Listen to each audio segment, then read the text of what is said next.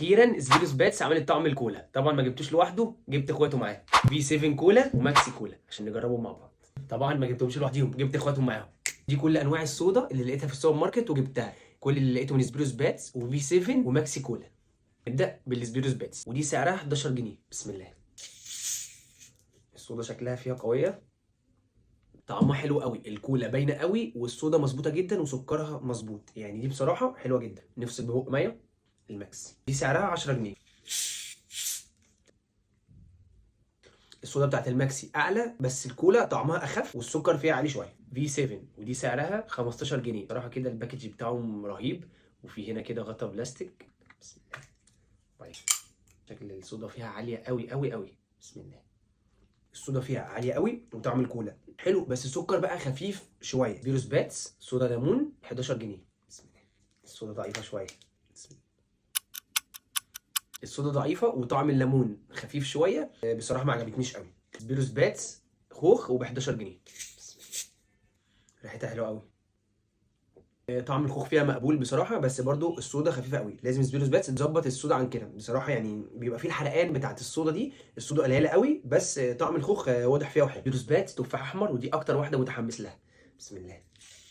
كان في الاختراع كده بتاع المقاطعه اللي هو بتاع فانتا تفاح احمر، فدي بصراحه يعني انا مستني ان انا ادوق نفس الطعم. طعمها حلو قوي، قريب قوي للفانتا تفاح احمر، بس بصراحه الصودا برضو ضعيفه. يعني المشكله عند سبيروس باتس الصودا.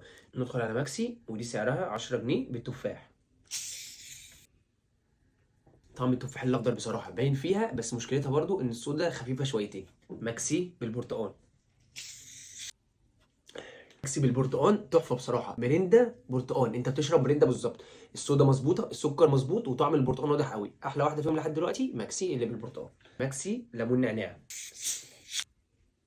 طعمها حلو بس هي مش صودا، يعني هي مش صودا، طعمها عصير ليمون نعناع ومسكر قوي، لكن هي يعني مقبوله. ماكسي شعير اناناس. كده بقى عاملين هما مشروب شعير مختلف شويه، بس عنده شكل الصودا فيه عالي. طعمه حلو، الاناناس باين فيه، طعم الصودا حلو وعالي فيه، بس السكر عالي شويه. لا في 7 ودي كلها اختراعات، عامله بالرمان، عامله بالتوت، بالليمون نعناع، بالاناناس. نبدا اول حاجه بالرمان. بسم الله. ده كده شكلها وتمنها 15 جنيه. شكل الصودا فيها عاليه قوي.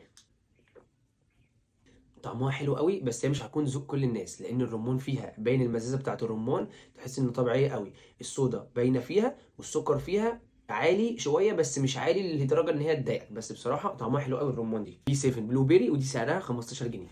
بسم الله. طعمها توت قوي، ولونها كده من جوه ازرق. طعمها حلو وطعم التوت ظاهر فيها قوي. الناس اللي بتحب التوت هتبقى حلوه معاهم، ما بتحبش التوت هتبقى بالنسبه لهم مززه قوي. في 7 ليمون نعناع، متحمس قوي لدي وسعرها 15 جنيه. بسم الله.